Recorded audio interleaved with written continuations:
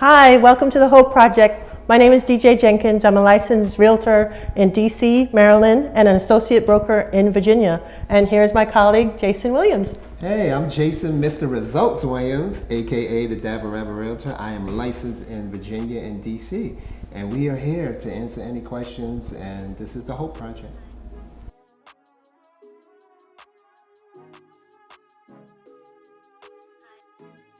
All right, DJ, start this one off. Well, that's a good question. I always tell my prospects, or I like to say friends, after they become clients, they become my friend. Just to, when you're looking for a doctor, do you go off IG, right? Real estate, purchasing real estate is probably one of your most important transactions in your lifetime. So I would say you interview.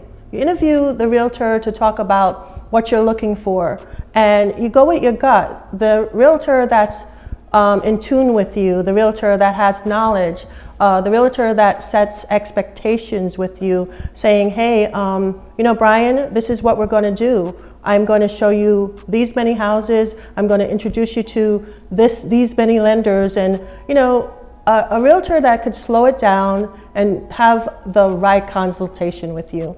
And after that, check references. Sometimes checking references is a good thing. I agree. I always tell my clients, hey, if you need any references, please let me know, because we could talk about ourselves all day, right? Mm-hmm. So sometimes it's good to hear from other people. But like DJ said, it's important, for you to have a good gut feeling, right? Because we like to really build relationships with our clients, because this is an important purchase, right? Probably the biggest one you're gonna ever, make in your life. And sometimes people may go over, oh, this guy has so many, or this woman has so many sales. It's not about that. It is about you interviewing that person and seeing if you're comfortable, right? Does this person's personality meet yours? Are they professional? Do they have the experience? So, guys, do yourself a favor, do your homework. Yes, you can look at reviews online, but meet that person, have a conversation, whether it be via Zoom, telephone, in person, and just make sure that this person has a track record of helping people and being available and reliable. So, ask for references. Pretty much. And it's so funny you said that, being available. I did a transaction recently with a realtor, and it's unfortunate. She's a high producing realtor. I'm not going to say her name. It was unfortunate because we weren't able to meet some deadlines because this real estate agent was not available. And I kept calling and she wasn't available. I had to eventually call her broker to get the answers that I needed to. And at the closing table, I got to meet her sellers. They thanked me for helping push the transaction through. So it's not all about quantity, it's about quality. And I like your tagline, Jason. You have a great tagline. Commitment over commission, because we are committed. From the beginning to the close, okay? So that's important, right? Finding that realtor who you're comfortable with, but also someone who's reliable, who's committed, and who's gonna be there at a drop of a dime. Even if they're busy, to say, hey, can't talk to you right now, but I'll call you at this time. So make sure you do your due diligence and, really, pick that real estate agent who's going to be there for you and not just brush you off because they're so busy. Regardless if you're renting, selling, I treat all my clients the same, so that's important. So yeah. And we are associated with, as licensed realtor, with I'm affiliated with NVAR and GCAR, and these are our, this is where we get our realtor tags. So not all agents are created equal. We have to commit to our ethics and Code of our ethics. code of ethics, and we have like a 6-point code of ethics that we have to follow. So not all agents are licensed realtors. So that's a big difference. That's right.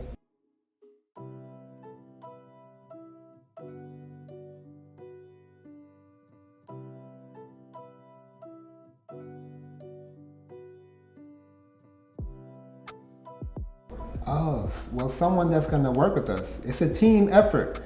So when I go into meeting my seller clients, right, because they already have this idea, I'm going to sell my house for this price. So I like to, be straightforward with them. Everyone who knows me in the professional standpoint, where other realtors, but my clients appreciate that. I don't tell people what they want to hear. I tell them what they need to hear. So I look for clients that are open to, working together, where this is your home, but we are the professionals, right? When you go to the dentist, you don't tell after he tells you need a root canal, you don't say, well, this is how I want you to do it. Yeah, that's true. You let that, that doctor do what he needs to do. So with us, we want you to please put our trust in you. We will, I'll consider if someone has a price point that makes sense with the market. Because remember, we do not. It's not up to us. We do not determine the market. The market tells us what it is, and we'll do that from data. Right? We'll do a CMA, which is a comparative market analysis. For homes that recently sold, and so I like to come with all of that data just to show them like, hey, this is what homes recently sold for, and this is what I think we should sell your house for. And then you have some people that don't want to do work, right? They don't have any upgrades, so I'm like, how are we going to justify that price? So that's what I look for, clients who allow me to do my job, allow me to help you. So, it's a team effort, right? So I like my clients, to be, reasonable and be open to allowing me to help them. That's a good answer. I would say for me, as a licensed realtor, we cannot discriminate. No. So we work with everyone. Everybody. And I think listening is a key element that I use to help my clients get towards their goal. Because sometimes they want to get somewhere, but it's all about education, what we need to do to get them somewhere. And when we develop a rapport of listening and consultation, I think it just drives us to the results that they're looking for. So what I look for in a client is to be open to talking and communicating, because communication to me as realtors is the key. And like I said, we do not discriminate. We work with everyone, and that's why we're licensed realtor. We're providing a service to the community.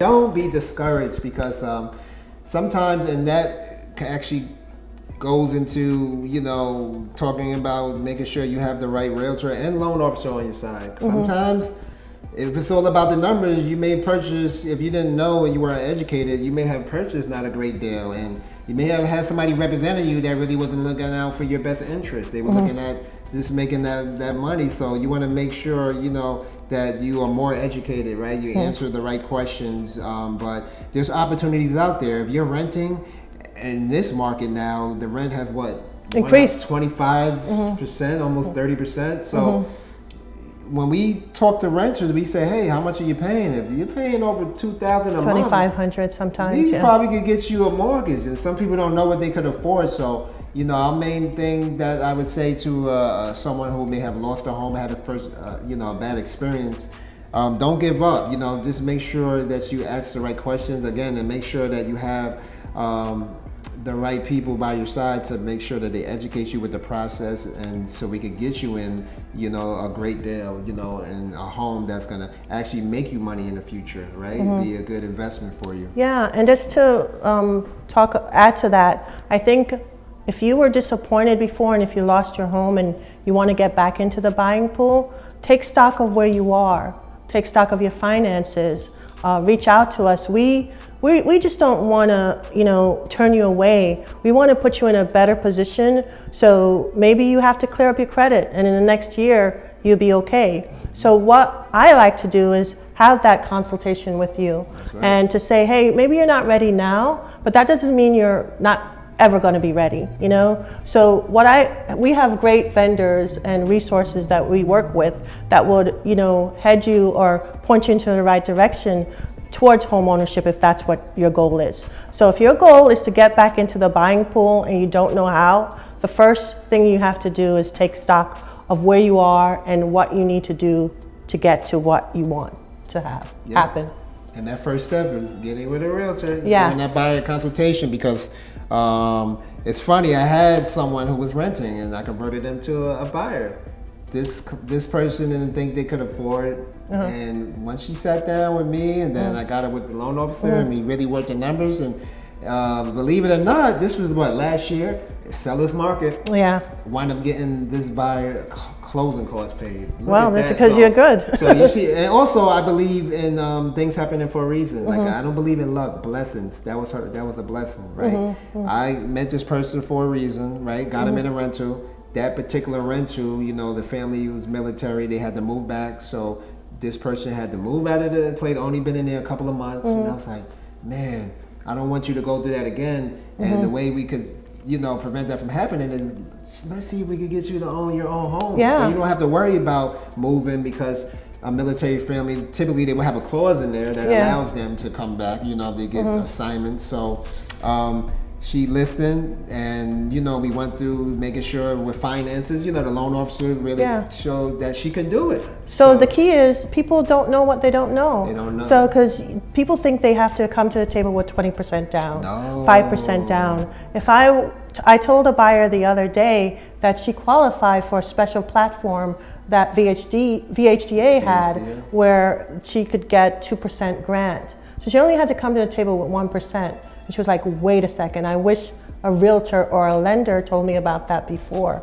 So the fact is, we have to be educated ourselves as realtors and point them in the right direction with a great loan officer that has those tools available to help them.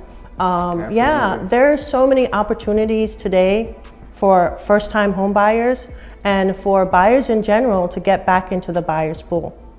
And you don't need 20%.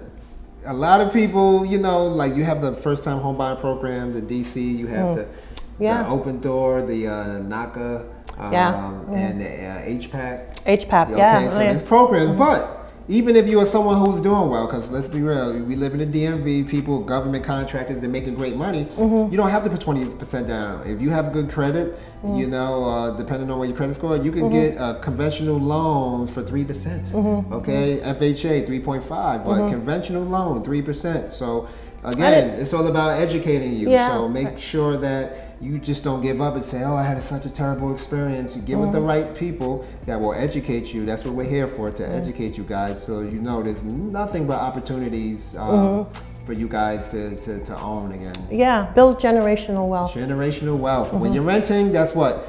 There's no equity in that, right?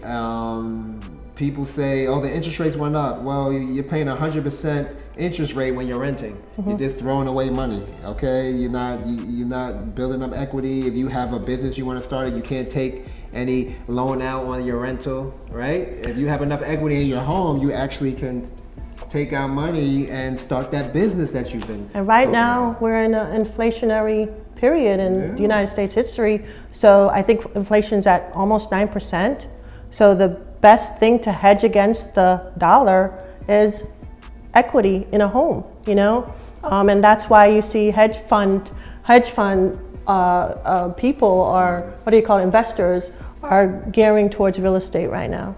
Yeah, we're hoping that real estate will still be available in 15 years for the average people, but we're not sure. That's why get in now, don't wait, you know? Interesting, why aren't you sure?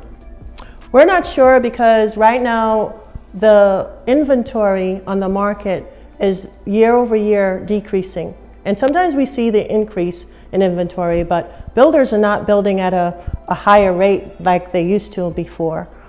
We have labor shortages, we have construction shortages, but we're running out of space where we're going to build, right? And it's interesting because our economy is changing.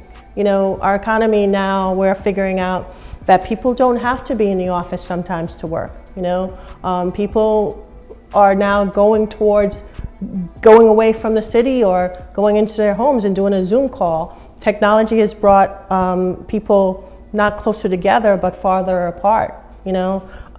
So when I say hoping, I'm thinking that the landscape for real estate is going to change soon. And if it's not soon, in 15 years, you know, when you see all of these real estate investors getting together, pooling their money together and buying homes and keeping them on the market, they're not going to sell these homes in the next 10 years. They're holding on to those homes because they're themselves are building wealth. And we're seeing that a lot these days. And this is why we want to make sure you guys are informed, because you can be in that position yourself, you know, other than buildings and residential, you know, buying land as well. You know, investment property. So it's important, you know, to make sure you have all of the education to know all the opportunities there are, because I would say real estate is probably the one of the best and safest investments you can make, because someone always needs a place to live. So, you know, my first home, eventually we turned that into investment property. Yeah. And that house helped us get the other house, and that one, house number 3. So again, kid coming from single family house on a project, if I can do it, you can do it. Any guy, you know, don't think you can't do it. Even if your credit's not the best, you work on that. You have a consultation with your realtors and get on a plan and make it happen. Yeah. And sometimes buying a home is not for everyone. It's not for everybody. You know, my son, he lives in an apartment, but he bought a home for investment property, and he's renting it out, you know, and then he bought another home. And it just, you know, he rolls the ball and capitalizes on it. And he still lives in an apartment because he doesn't want to take care of but he's still doing it as a landlord. But he's still an owner. He's still an owner. So you see, if you don't want to live in it, a lot of people, and we're seeing that, a lot of millennials and the Generation X, like, they actually are doing that. They're buying properties, but, you know, their primary may be in a rental. But again, remember, what they have home, they're owners. They own the home, so that, you know, they have income coming in. So this could really lead you to financial freedom. Yeah, you know, exactly. And generational wealth. You could pass this on to, you know, the next generation. Yeah. Yep.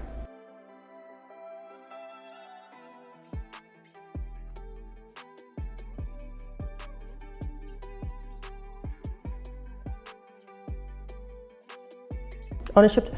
I would say, you know, something that's yours. You know, when you're renting, you have to ask your landlord, could I paint this wall purple or black? You know, you have to be careful because it's not yours. You know, you are living in a place that you're borrowing, you're paying for, but it's not your home.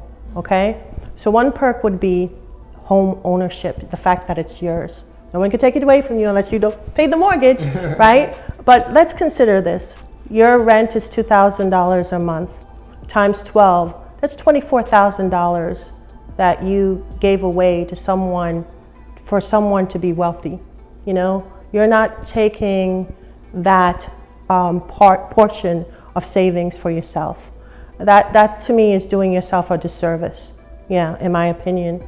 Number 2 is if you have kids, that leads to just building generational wealth, to create leverage to, if he wants to do anything, send his kids to a better school, or you know, it gives him more opportunities to move in this world. And in an environment that we live in where the Latinx community is outperforming the Black and Brown community in home ownership. I think it's the 6th consecutive year in a row. I think it's important for you know, Black people to understand that they do have opportunities open to them for them to own. You know. And anything you want to touch on that? Of course, equity. Equity, yeah. Equity, you know, you're building wealth. Tax write-offs. Hello. You know, so you have tax write-offs.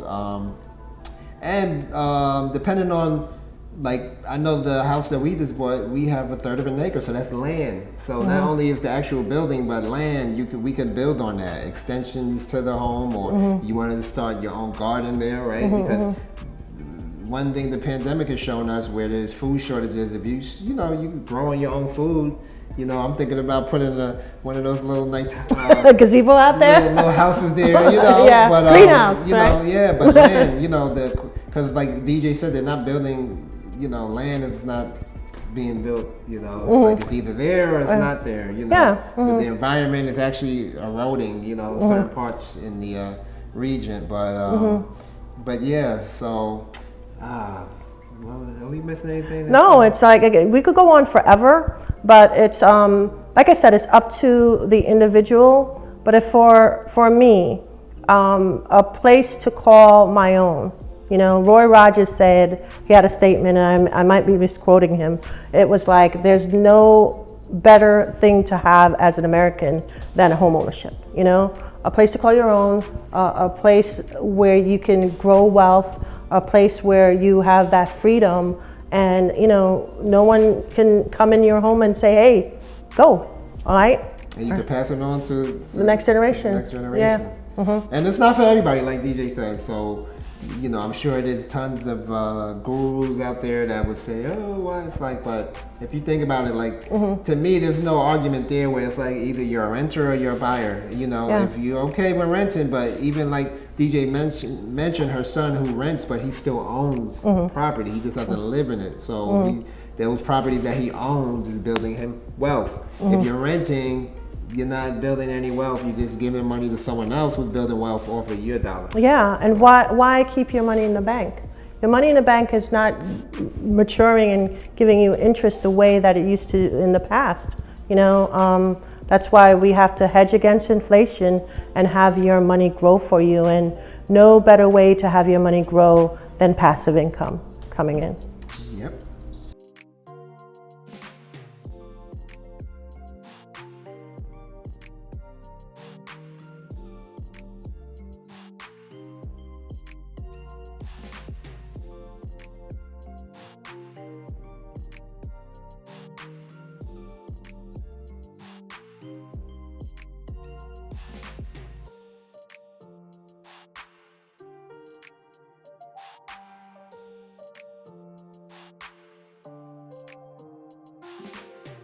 Equity is important because equity is unrealized potential, meaning how do you explain equity? And you could look it up in the dictionary and we could give you the terminology of equity. But equity is the difference of your home's value and what you paid, what did you buy your house for? Let's say, for example, you purchased a house for $300,000. And in year 5 of owning the house, now the house is worth $400,000. And we've seen it in a seller's market where I had a buyer, I represented a buyer that purchased a house in DC, and she purchased it for $292,000. She came around and asked me if she could sell it. And she sold the house at $400,000. I kid you not, $400,000. So that's $118,000 that individual made in 2.5 years. So the difference between what you purchased the house for and the market value of it now is your equity. So going back to what I said, you could purchase a house for $300,000, and in like next year, if we're seeing, I think Lawrence Yun, he is the economic advisor for Envar, right? Real estate guru. He says home prices are appreciating year over year at 9%, right? And but it's actually higher because during scarcity, we see, you know, competitive bids and prices going up. So 300, you purchase your house for 300. Year 2, it might be 309. Year 3, it's 318. Year 4, go up. And then let's say you get in trouble year 10. Your kids need to go to college. You don't have the money. You won't qualify for a loan. You could also leverage the fact that now your house is worth $450, right? You bought it at 300. Meanwhile, you're paying down on it. Probably you know your balance is probably around 200 or 250. You now have $150,000 that you could take out against and borrow against your home, you know? And that's what equity means. the opportunity to move in a way where you have more opportunities available to you. Leverage. Leverage. And we know this firsthand because, you know, being homeowners, the house that I bought 2019 for 367. Homes on my street are selling for 525, 450, 425. You know, we looked at the estimated value. It's probably in the mid fours, but home literally 2 doors down from me is selling one for 525, another one for 505. So we're seeing in this DMV area, people, especially for our folks out here, it's like this is probably one of the best areas to buy real estate because this is what you call a transitional area. You know, you have the government contractors, everything, you know, DC. For those who don't know what DMV means, DC, Maryland, and Virginia, okay? And for those who don't know what DJ said, MVAR, you know, MVAR, that stands for Northern Virginia Association of Realtors, okay? Yeah. So just to give y'all some education on that, but yeah, it's, man, this endless opportunities in, with, you know, in home ownership. And if you leave today with one light bulb moment, the light bulb moment should be that, you know, $2,000 monthly for rent, $2,400 a year, you know, you are giving your landlord equity and you have nothing to leverage other than the fact that you had a place to stay and you know, it was convenient for you. Bingo. Thank you for having us. Thank you for having us, and we'll see you guys again on the Hope Project.